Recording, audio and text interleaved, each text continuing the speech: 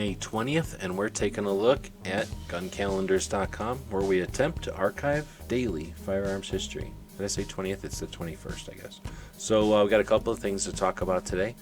Don't even have them all in the calendar, actually, because I just figured out that this one is the same as another one. So we've got the Hall rifle, the M1918 Hall rifle, patented today, May 21st, 1811. Didn't stop there. In 1819, it was adopted by the U.S. Army. I don't know what day that was, though. And then on March 5th, 2013, this became the state gun of West Virginia. Congratulations. So the Hall rifle, there's probably lots to say about this thing. I am not an authoritarian on that one, so I'm looking forward to people who might know more about the M1819 Hall rifle. Let us know in the comments. Wherever it is you're watching this, on gunstreamer.com or on guntube.org. Let us know in the comments on those Pro 2A firearms communities. We got the anniversary of John Pedersen, the Pedersen device. Interesting dude, a prolific firearms designer, over 70 patents.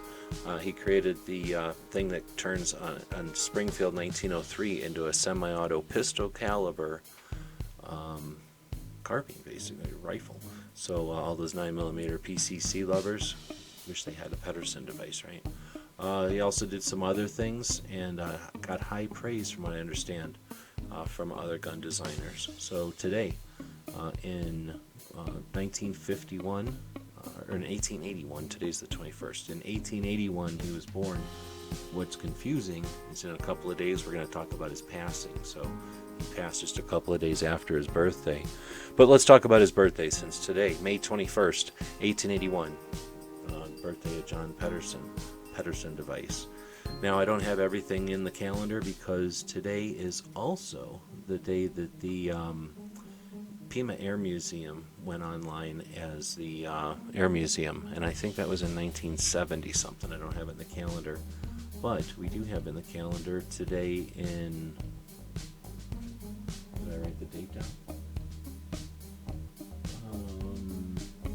Given to the museum in 88, boom, open to the public in 1986. So the Titan Missile Museum, one of the coolest museums ever, is a 40 megaton intercontinental ballistic missile, still in its 9-story silo, a 9-story deep hole in the ground. It was actually dug out, built like a skyscraper, and then buried.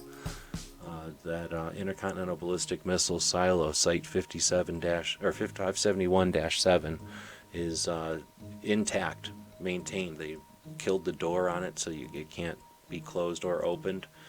They got the missile sitting in there with a big hole in it you can see from space, and they give tours. The people that worked in the silo run the tours, they run the museum. It's an amazing opportunity to see the Cold War, to walk down well, you can't walk all 9 stories anymore, but back in the day we could walk all 9 stories down to see that entire silo.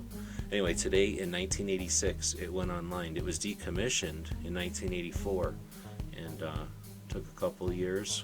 They went back online before they destroyed it. Somebody said, hey, instead of destroying something that cost this much money and deterred cold, nuclear war, what if we left one of them open? The communists said, okay, as long as we can make sure you ain't throwing it at us, you can leave it there. And we have it as a museum of the Cold War. There's a giant ham radio antenna out front. When I first got my ham radio license, I went out there that afternoon and attempted to reach the space station from the missile silo's ham radio antenna. Didn't work, but it's a cool story anyway. So, yeah, cool aviation history here in Arizona, at least Tucson. Well, it's in all of Arizona, actually, but we got a lot of it here in Tucson. So we do have a little bit of things in here that have nothing to do with guns, unless you want to call a 40 megaton intercontinental ballistic missile a gun. Then that's why it's on gun calendars. We want to thank our Patreons, the people that make it possible for us to archive all this stuff, to keep the websites running, to post this stuff on Instagram daily, the YouTube videos like this, and looking forward to what you got to say about the M1819. I don't even know what the rifle's called, the M1819 rifle. Till next time, thanks for watching.